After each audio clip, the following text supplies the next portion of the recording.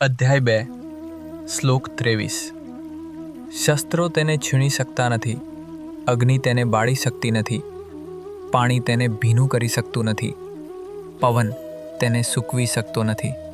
જ્યારે આપણે કોઈ વસ્તુ શું છે એ વ્યક્ત નથી કરી શકતા, ત્યારે વેદાંતની એક પદ્ધતિ એટલે નેતિનો ઉપયોગ કરીએ છીએ, જેમાં આપણે એ વસ્તુ શું નથી એ કહીએ છીએ. કારણ કે આત્મા અજાણ છે, તેથી ભગવાન આત્માને નેતિની પદ્ધતિથી સૂચવે છે. જે જાણી શકાતું નથી તે સમજવા માટે આપણે જે એ નથી તેના પર વાત કરીને તેને સમજવાનો પ્રયાસ કરીએ છીએ.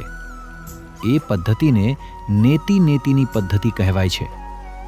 ભગવાન અર્જુનને આત્મા દર્શાવવા માટે નીચે મુજબ કહે છે: શસ્ત્રો તેને છૂટા કરી શકતા નથી, કારણ કે કાપવું ત્યારે જ શક્ય છે જ્યારે કોઈ વસ્તુ એવી વસ્તુ પર અથડાય જે અથડાતી વસ્તુ કરતાં સૂક્ષ્મ હોય.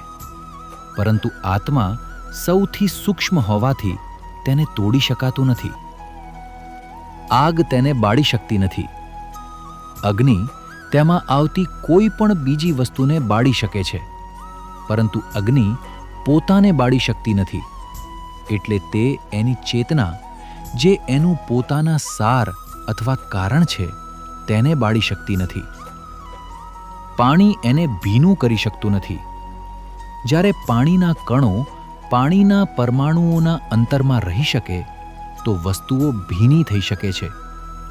જ્યારે ચેતના અવકાશ હોય છે અને અવકાશમાં કોઈ અવકાશ નથી હોતું, કારણ કે ત્યાં આપણને ફક્ત અવકાશ જ મળશે. તેથી એવું કોઈ અવકાશ નથી જ્યાં પાણીના કણો રહી શકે. એટલે પાણી આત્માને ભીનું કરી શકતું નથી. પવન તેને સુકાવી શકતો નથી. જો કોઈ વસ્તુમાં પાણીના અવશેષો હોય તો તે સુકાઈ શકે છે અથવા ડિહાઇડ્રેશન થઈ શકે છે. શુદ્ધ ચેતનામાં પોતાના સિવાય બીજું કંઈ નથી. તેથી તેમાં કંઈક હોવાનો કોઈ પ્રશ્ન જ નથી રહેતો.